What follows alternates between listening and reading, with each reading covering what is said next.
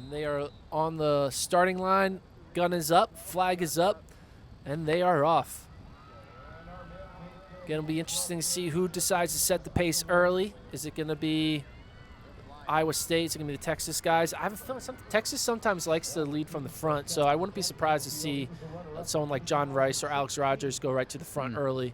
But we'll see how it forms as they come down this straightaway here, getting ready to hit that first turn, and they'll make a sharp turn right if they get to the end of the straightaway. There's a man out front right away. Try to get a read on who that is. I mean, that might be Bautista. Getting out. He is going for mega it. aggressively. Wow. Pre-Fontaine-esque right Yeah. Yeah, 40 seconds, and he's got a 10-meter lead. It's all about positioning for him. Yes. Got to get in that position. Hits that white line there, and they get onto the course. So we'll try to get a read on who that is up front as the entire pack comes through. Only 9 teams here. There's 10 women's cross-country programs, only 9 men's cross-country programs. So I think that might be an Iowa State athlete, actually. Maybe no. Yeah, it could be Zach Black. Yeah, that's what I'm thinking. Iowa State. Zach Black going for it. Home course. Why not? He's kind of a middle-distance guy traditionally, so not too difficult for him to get off to a quick start. And maybe because he's not one of the kind of the individual favorites or even a guy we think about too much in cross-country, this may be a designed strategical move to be a pace setter. Yes, I was actually thinking the exact same thing. Martin Smith loves to set. He was looking at his watch. Yes. Martin Smith loves to pace in championship races. Yes. They did a lot during the outdoor championship. Zach Brack is not one of their top 5 guys, so maybe it's like, hey, Zach, run 3K and make it honest and try to help these. Maybe he's trying to simulate practice for regionals and NCAAs because Iowa State, yes, they're focusing on winning this Big 12 title, but they have a chance to be a podium team, which would be the first time in a long time for Iowa State. And you see Kurgat now starting to move up a little bit on the side of Black. It's interesting. I mean, did Iowa State really need this though? Is something. The race could have unfolded somewhat similarly even without Zach Black up there. But so far, Kurgat's running next to his teammates, so I guess it's working thus far. Yeah, you got it. Yeah, I mean, it's interesting. I mean, is it necessary? I don't know. I mean, clearly Martin Smith thinks it's necessary, and that's why he's doing it. Yeah, look at that. Kurgat just sitting right behind Black, blocking the wind, even though there's not really much wind. I mean, here. let's think about what just happened in the women's race. We had a individual favorite in Sharon Lokady who built a big lead and fell apart. So this could be a move in that regard, to have Black keep the tempo and not have all the work on the shoulders of Edwin Kurgat. So they just crossed that one barrier right there. It's not the official. I think it's 1K, maybe a little. Yeah, the splits are not your typical splits. Yes, so just at the first split, we should say, Iowa State with the early lead, 34 points. Oklahoma State's 42. Oklahoma 93 and Texas 97. Obviously, though, everyone is basically within 2 seconds of each other, so not much to take from it. But looking at Iowa State, it's kind of interesting to see who's Iowa State going to run. They have some athletes that they haven't debuted yet, so let's take a look and see who decided to hit the starting line for Iowa State. And it looks like Iowa State's only running 6 athletes. Is Pollard not in there? Yeah, there's only 6 athletes on the starting line for Iowa State. No Stanley Langett, the transfer, so maybe he might be redshirting. But wow, yeah. So right now the Iowa State roster obviously is Black. Then you have Kurgat, Kurtz, Andrew Jordan, Milo Grader, and Chad Johnson. Well, and I'm curious if they're only running 6 athletes, and Black's intention is to step off the course, which, I mean, that's a risk. It is. I mean, you have somebody else twist an ankle, and all of a sudden you're not going to record a score. Maybe it's add pressure. Yeah, I guess. Whew. Maybe someone's dealing with a little bit of injuries. I mean, yeah, Stanley Langett's on the course. Thomas Pollard's not there. John Nouns isn't there. One of their other freshmen, Tanner Norman, isn't on the course. So weird. Iowa State leaving some of their roster spots empty with some of these people. But You see, it's packed, what, 30, 40 people? Maybe 30 there in the front. And that's a big group, a lot different than we saw in the women's race, just a deeper conference on the men's side of things. A lot of Oklahoma State bodies up there. They're obviously easy to identify. You can see the Texas burnt orange bottoms as well, so a lot of Longhorns in the mix as well. And then Iowa State, obviously. You can see, I believe, Dan Kurtz up in that top group. And obviously Kurgat. And then there's Hot of Oklahoma State. So the favorites are all there. Batista on the far right side of your screen. So everybody falling into place through the first 6 minutes or so. So we talked about earlier in the broadcast how Oklahoma State is, the place where JUCO transfers go to transfer. But only 2 of those athletes are on the starting line for Oklahoma State, in Hot and Jorge Perez. So some of the other guys like Kosegi and Asadima, Ledesma, aren't on the course. So maybe it's taking time for them to get adjusted. Maybe we'll start seeing them next year when they crack into that top 7. Yes. Kurgat, though, opening up a bit of a lead here. Surprised he's taking it this early. But Black starting to fall back. Again, we don't know that Zach Black was a pace setter, but that's just kind of what we imagine. But it is going to be interesting to see if he does, in fact, drop off eventually because, again, Iowa State will only then have the bodies that need to finish for them to record a team score and can afford no other issues lest they would not win this championship. So I misspoke. I found Iowa State is running 7. Oh, okay. Some of the guys didn't read. Festus Lagat right now is in 14th for Iowa State. So I would have been surprised if that was the case. Yeah, they're running 7. So apologies for Festus Lagat's chip must not have gone through the first barrier. Kurgat up front. A lot of Oklahoma State men there and Iowa State as well. Right now, through just over 6 minutes into the race, team scores is Iowa State 21, Oklahoma State 40. Yeah. It's pretty good. Tight battle going on up front. A lot of race to go. And Oklahoma State is holding their own. I mean, right now, Oklahoma State has their 4 in front of Iowa State's 5th. Well, it's curious. We've seen plenty of Oklahoma State this season. They've raced a couple times. Iowa State, though, not really the case. They raced at Nuttycombe, but nothing since then. And yeah, they originally were going to run at Pre-Nats, but decided to take a week off. I guess they knew they got their points enough at Nuttycombe. Yes. There's no need to go back to get more points. And because they had such a good race at Nuttycombe, they were like, all right. They did with some other teams. Boise State did the same thing. A few other teams decided to rest their athletes and try to train through mid-October as opposed to race through mid-October. Yeah, it's always interesting to see what coaches decide because everything is geared towards that mid-November weekend of NCAA cross country. But then you can end up a little bit rusty. And I think we just saw, as I interrupted mid-sentence, it looks like Zach Black has stepped off the course. So he was a rabbit. Yes. Have you ever seen a rabbit in a cross-country race? I'm sure I have at some point. They're not frequent, though. They're not very, especially not at the championship level. So it is an interesting strategy. But no, he pulled out 8 minutes in. A healthy exit off the course. His job done for the day. Got a little 8-minute tempo in.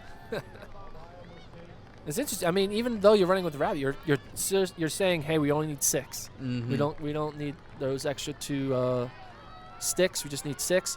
As you see, Kurgat looking over his shoulder here. We have another team split coming through. Just over 8 minutes now on the course. Iowa State still holding on to the about 20-point lead over Oklahoma State. Iowa State right now 28 points. Oklahoma State 46. Texas is in 4th. Kansas is in 3rd. But right now, Iowa State 28, Oklahoma State 46, Kansas 80, and Texas 92. Yeah, just by looking at it, you would think Oklahoma State was maybe in first because so many of those white kids blend together, but plenty of Iowa State up there. You can see Sam Worley of Texas moving in a good position. He just loves running the Big 12 meet. He runs well here. Right now, Iowa State has 5 in the top 10. Oklahoma State has 3 in the top 10. And then Oklahoma State's 4-5 are right now in 16th and 17th. So they're still in it, but you can see, you only see 3 orange kids there in that front group. Yeah. But there's 5 white kids. So if Oklahoma State wants to have any shot, they're going to need some of those Cyclones to drop back into that second pack. Yeah, don't see that happening. Batista up there for Texas Tech. And seeing Luis Martinez there in the mix for Oklahoma State. He's a interesting fella. If you joined the broadcast a little early on, we did a replay of the 2017 championship.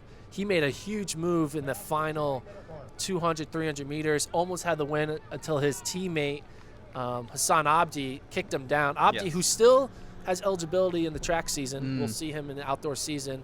But Hassan Abdi kicked down Luis Martinez. But it was a great run for him. That's the 4, 5, 6 for Oklahoma State there in that pack come through.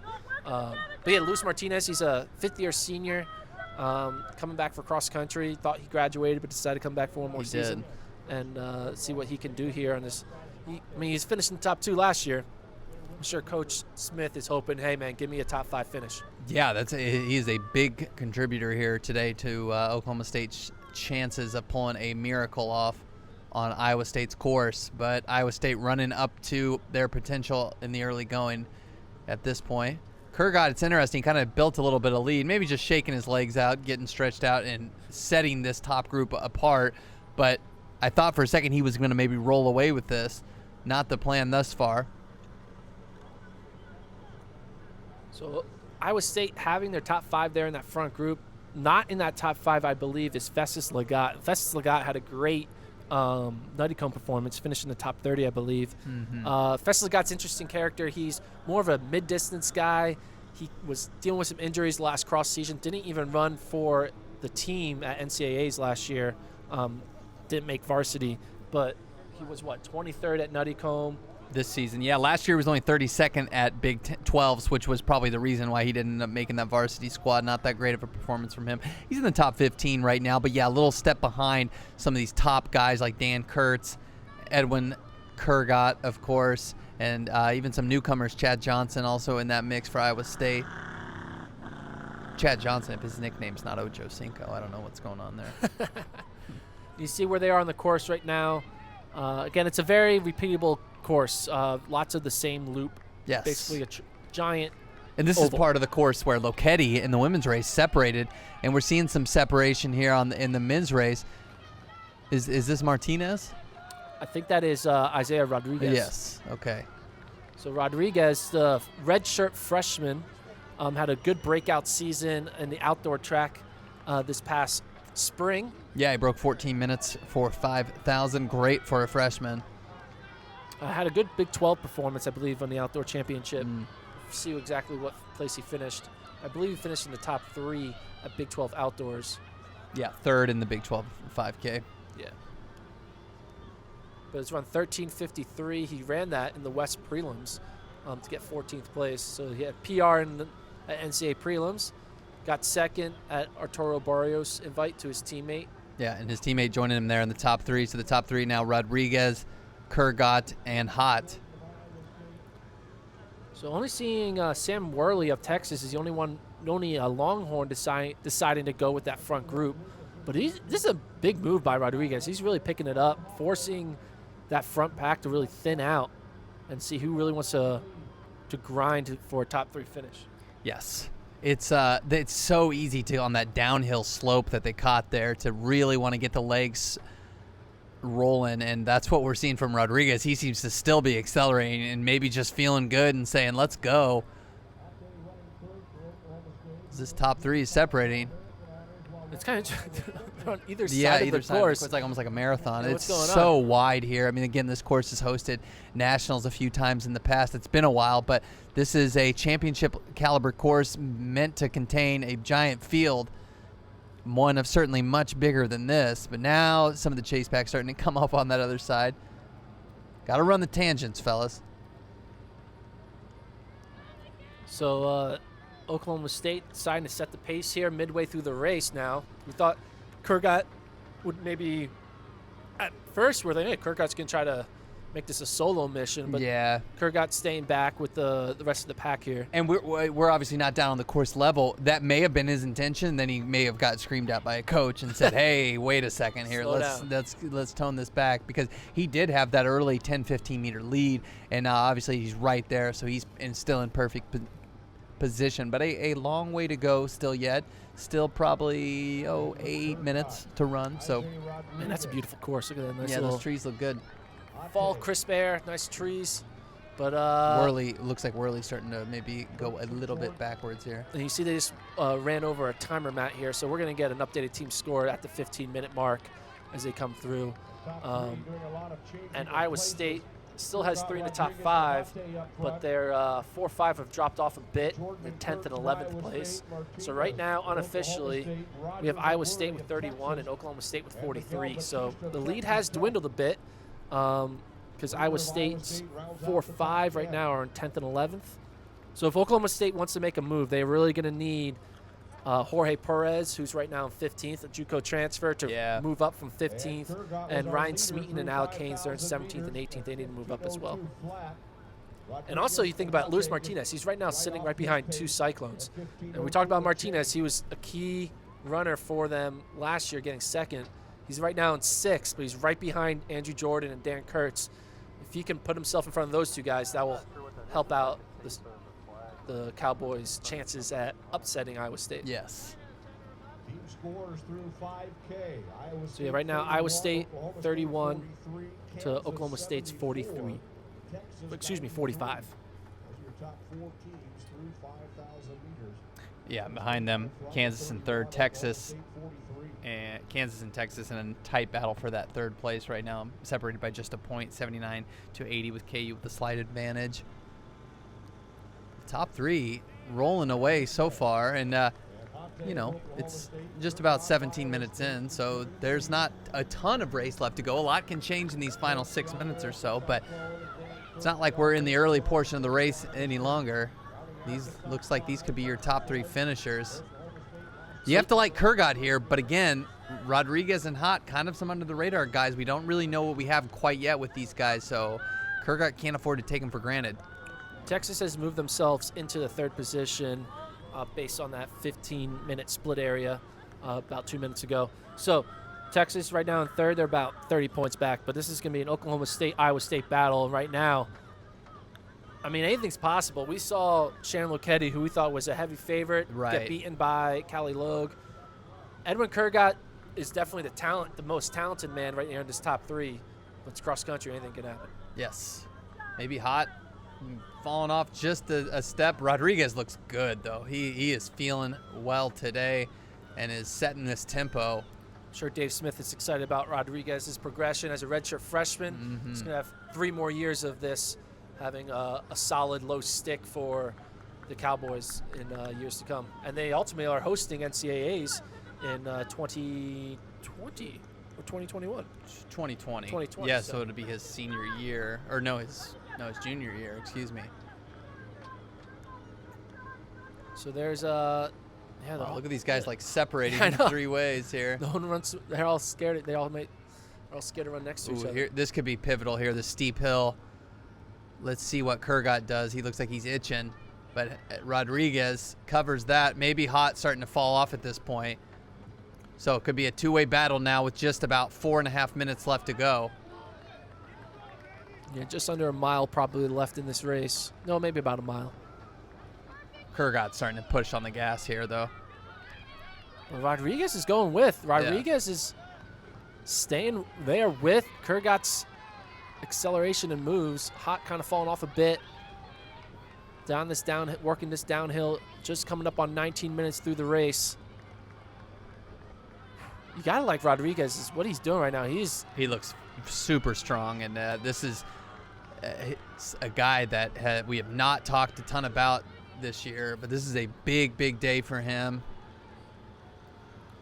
But if he can pick up this upset, this would be huge for his confidence. We all expected Kurgat to win. He's still right in the mix, but they both look strong. I mean, it's going to come down to a kick. Like Lokedi, Kurgat is a top 5 individual performer potentially at NCAAs. Yes. With his speed, he's running 1340s on the 5K. He was a returning All-American.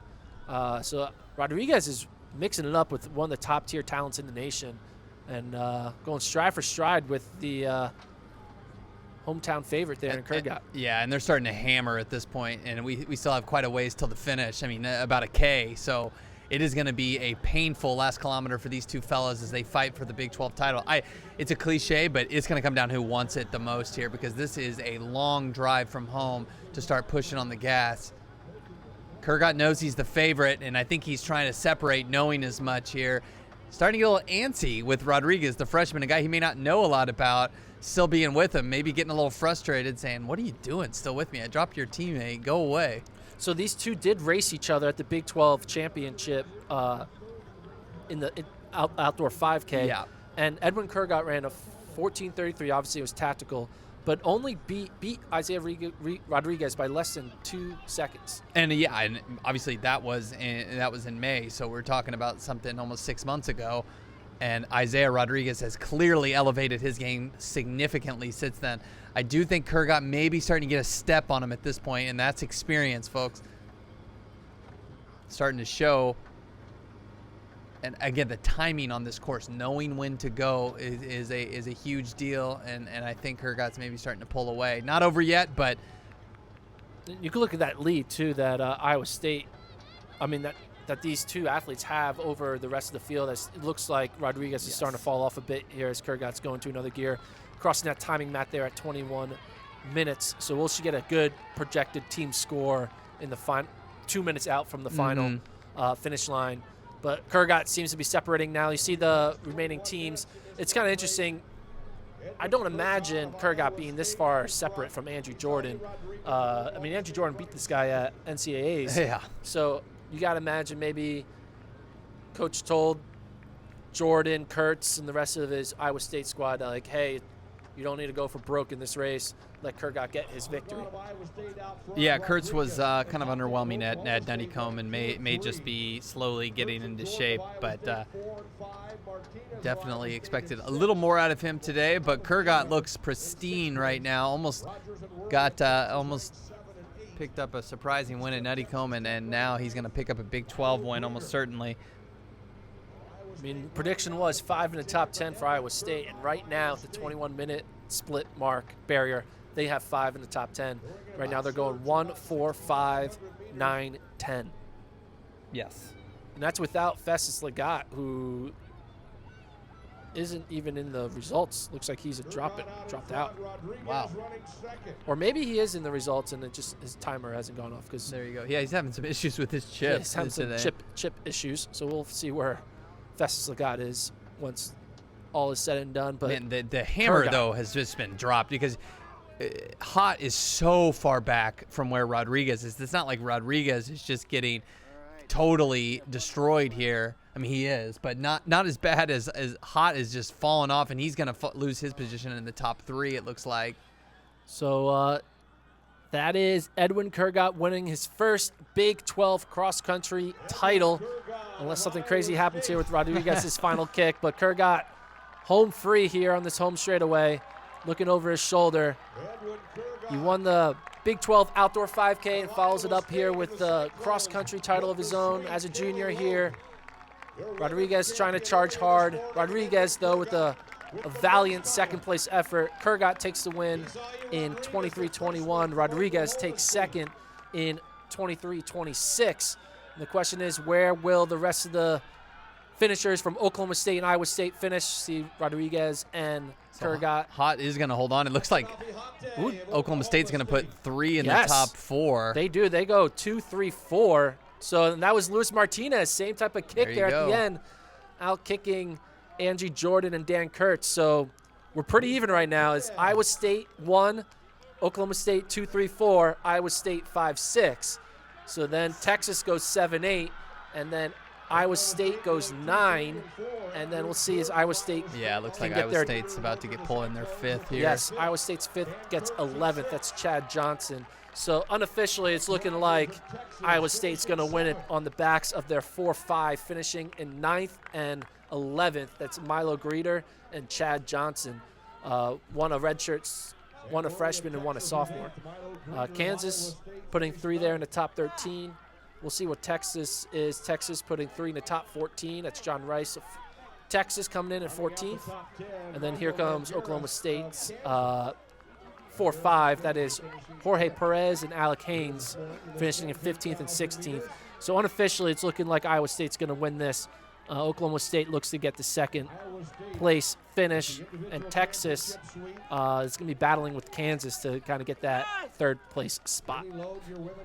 Oklahoma State definitely put the pressure on Iowa State. Iowa State had to earn it today, so impressive out of the Cowboys. And Iowa State on their home course, though, they're going to hold serve. I mean, they put 3 men in front of Andrew Jordan, who finished in the Yes. top 20 at NCAAs. Yeah, I did not see that. Jordan doesn't look to quite be on the same level as he was last year, at least at this point. But still, what Dave Smith got out of his Cowboys is definitely an impressive performance.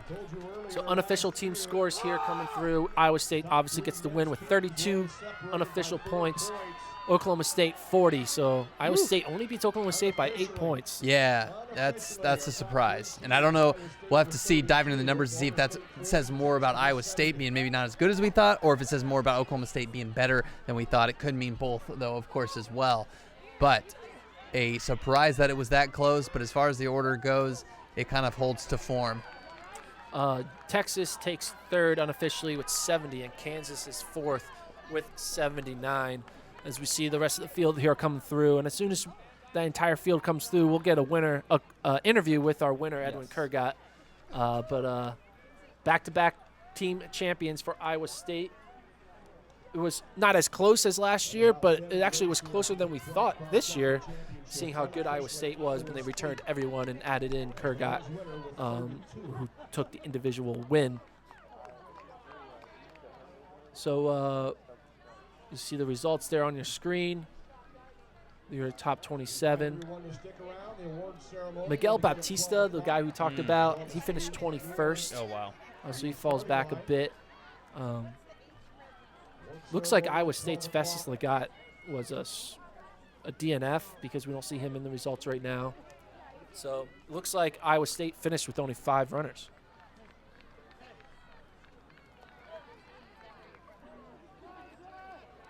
So, yes, in just a moment, we'll have Kevin on the course with Edwin Kurgat. At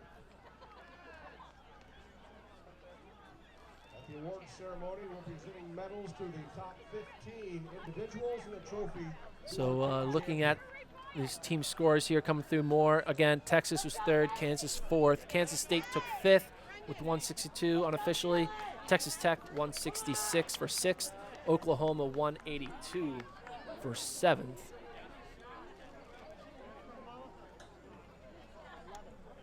We'll wait here momentarily for our interview with our winner. In about a few seconds, we'll be here with Edwin Kurgat of Iowa State, your Big 12 champion.